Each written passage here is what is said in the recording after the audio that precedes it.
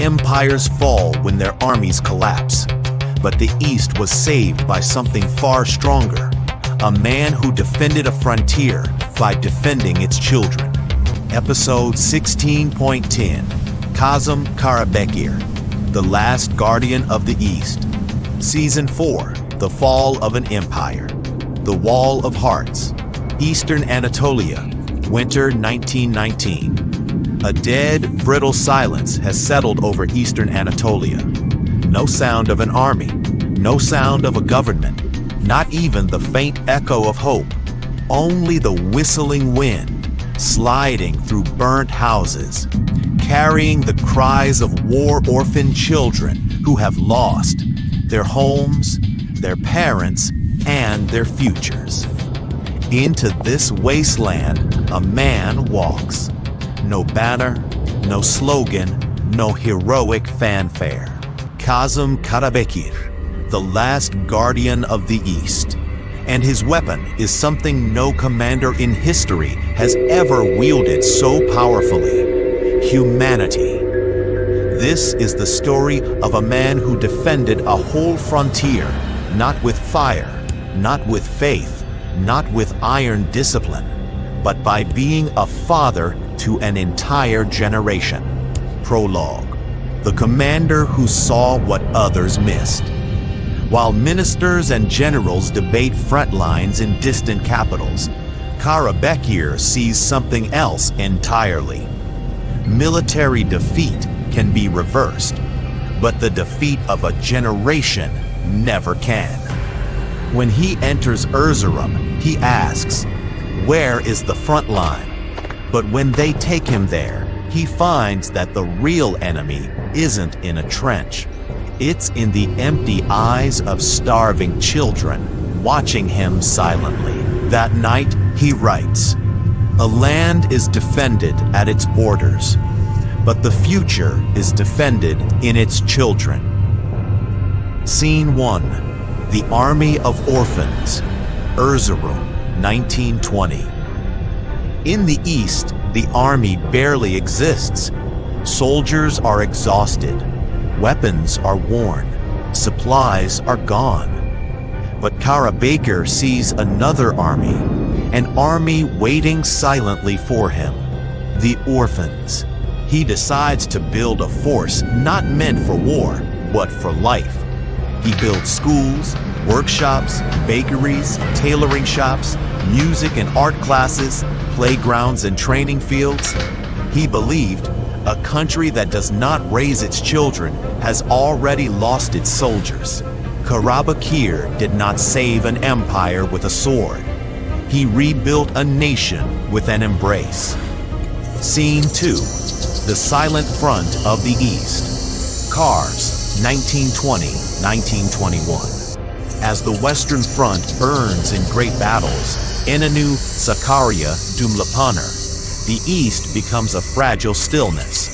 But sometimes, stillness is more dangerous than war. Russia to the north, Armenia to the east, internal unrest to the south. The East could collapse at any moment. Karabekir, with calm eyes and a steady presence, studies the map. Running his fingers across the borderlines, he says, "The East will not fall. Not as long as we are standing here." He rarely sleeps in the command tent. Instead, he sits outside, near villages, listening to the distant laughter and cries of the children, as if their voices are what keep him from ever retreating. Scene 3. The battle that never happened, but saved a nation. Unlike other commanders, Karabekir's greatest victory was a battle that never happened. Through diplomacy, through carefully woven alliances, through political finesse and quiet negotiation, he stabilizes the entire eastern frontier. And through it all, he tells his soldiers, the strength of an army is not how many bullets it carries, but what it fights for. And his men knew they were fighting for the children who sang in the warm classrooms he had built for them. Scene 4. the commander who refused to become a legend. Ankara and Istanbul, 1923-1933. The Republic is born. Heroes are celebrated. Streets are named. Statues are raised. Songs are written. But Karabekir steps away from it all. Almost stubbornly, he removes himself from the circle of fame. He immerses himself in education, writing, and supporting schools. When asked why he avoids the spotlight, he replies, "A hero must be forgotten, so the next generation can build heroes of its own." It is a cold sentence, yet it expresses exactly who he was, a man who came for impact, not glory. Scene 5, The Father of the East, Istanbul, 1940 to 1946. As World War II sets the world ablaze, Karabekir returns to his true mission, raising a generation. He visits schools, speaks with teachers, writes for children, and teaches the kind of discipline that ends wars rather than starting them. He says, "A good soldier shortens a war. A good teacher prevents it." By then, he is no longer known as Commander Karabekir. Everyone, from orphans to soldiers, calls him Baba Karabekir. Epilogue, the fourth shadow, humanity. 3 shadows shaped Anatolia's destiny. The shadow of faith, Fakhreddin Pasha. The shadow of fire, Nuri Pasha. The shadow of order, Fevzi Çakmak. But a fourth shadow, quiet, soft, and often unseen, held the East together, humanity. Karabekir did not conquer the East. He saved its hearts. And without him, no victory in the West would ever have been possible. Episode 17, The Last Winter of an Empire, The Fall of Austria-Hungary.